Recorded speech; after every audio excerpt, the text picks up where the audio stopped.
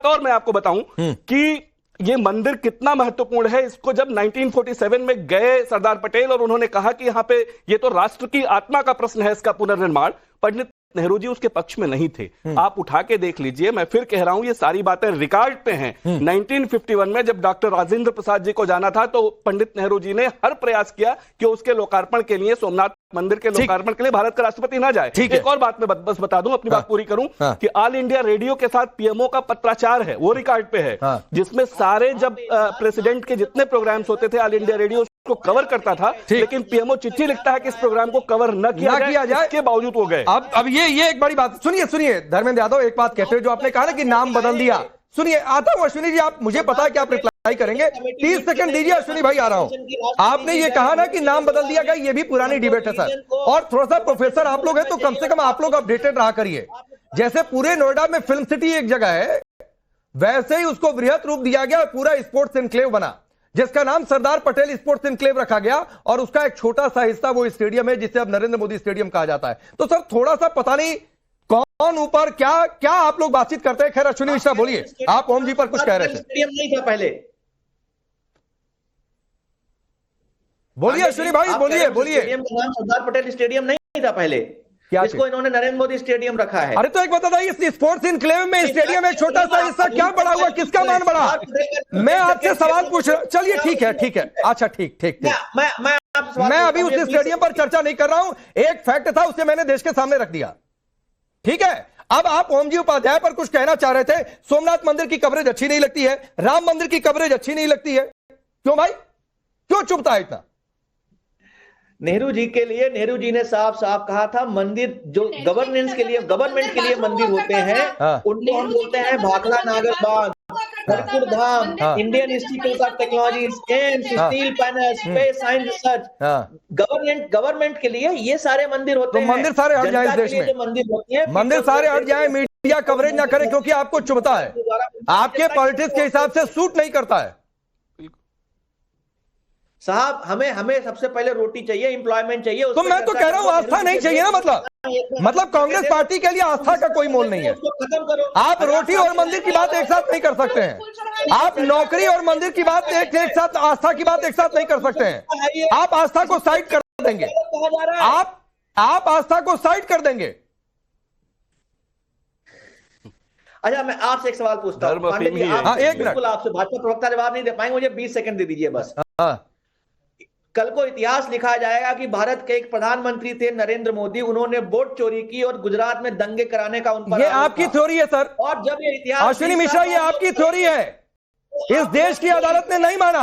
और अगर आप जय संविधान की बात करते हैं तो ये देश की अदालतों के हिसाब से नहीं माना गया, तो ये सब पुराना, फिर दिक्कत वही है, ये वोट चोरी नहीं है, ये आपके दिमाग के ऊपर। विजय शर्मा सर्टिफिकेट दे दिया क्या?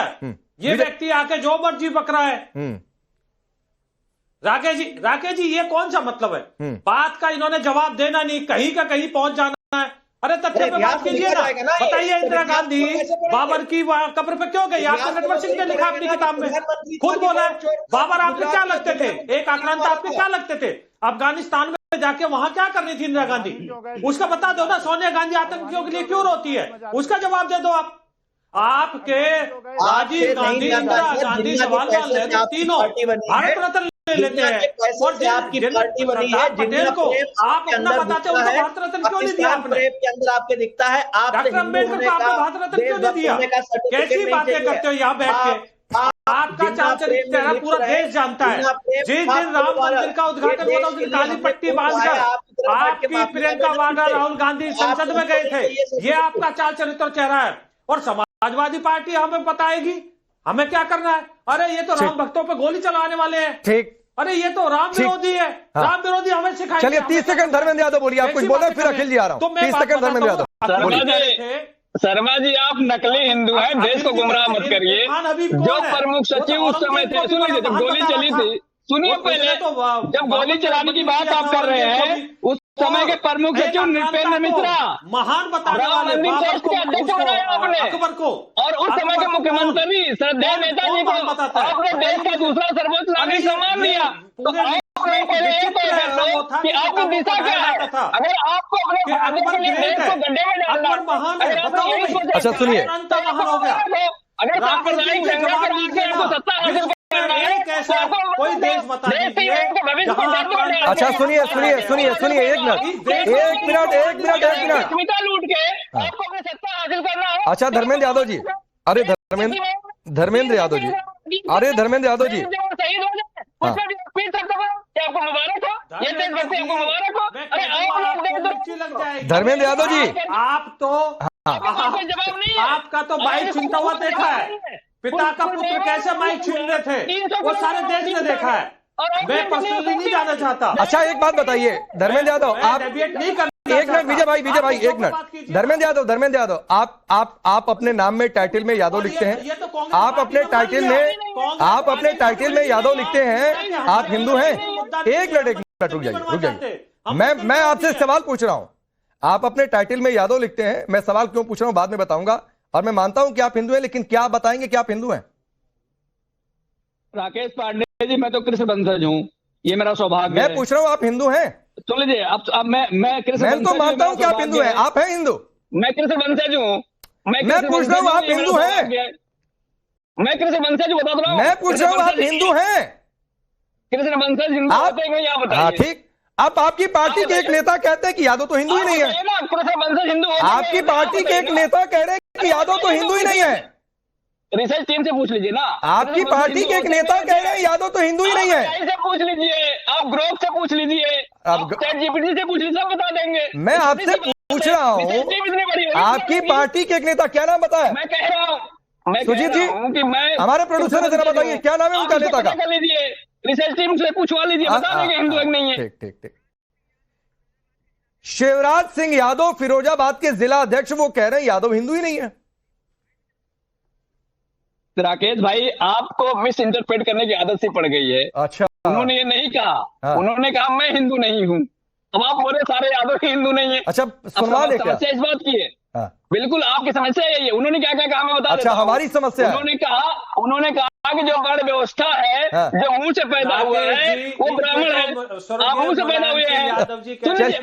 प्रोफेसर अखिल स्वामी कुछ कह रहे थे, प्रोफेसर अखिल स्वामी कुछ कह रहे थे, समय थोड़ा सा कम है सर। अखिल स्वामी 15-20 सेकंड बोलिए।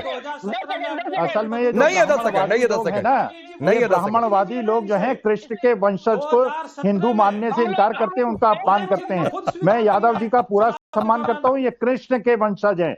और जब उस मॉल के अंदर ये दुष्ट लोग बजरंग दल के जाके उत्पाद बना रहे थे। आप प्रोफेसर अखिल स्वामी सुनिए सर, थोड़ा सा समय कम है, समय थोड़ा सा कम है। एक प्रोफेसर को काम से भी बहुत ताकतवर होना चाहिए। सुनिए प्रोफेसर अखिल स्वामी, समय कम है सर, 10 सेकंड में बाइंड अप करना है। सुनिए एक बात कहते हुए, एक प्रोफेसर को काम से भी बहुत तगड़ा होना चाहिए कि कौन सा स्टूडेंट क्या सवाल पूछता है, क्या एक्सप्लेनेशन दे। जरा अखिल स्वामी को रखिएगा एक साथ स्क्रीन पर, 10 सेकंड लूंगा। तो थोड़ा सा स्ट्रांग होना चाहिए, और इसलिए कि मैंने सवाल पूछते समय यह कहा था कि धर्मेंद्र यादव क्या आप हिंदू हैं? मैं तो मानता हूं कि आप हिंदू हैं, लेकिन क्या आप मानते हैं कि आप हिंदू हैं? और ये उस बयान के संदर्भ में, तो सर आप कैसे प्रोफेसर हैं, क्या पढ़ाते होंगे? मुझे इसकी बड़ी दिक्कत है, और मुझे पता है कि आपको आपके अंदर जातिवादी मानसिकता घुसी है, इसलिए मेरे अंदर मेरी जाति आपको ज्यादा दिखाई दे रही है, और इसलिए यह सवाल चुप गया। चलिए वक्त इतना ही है।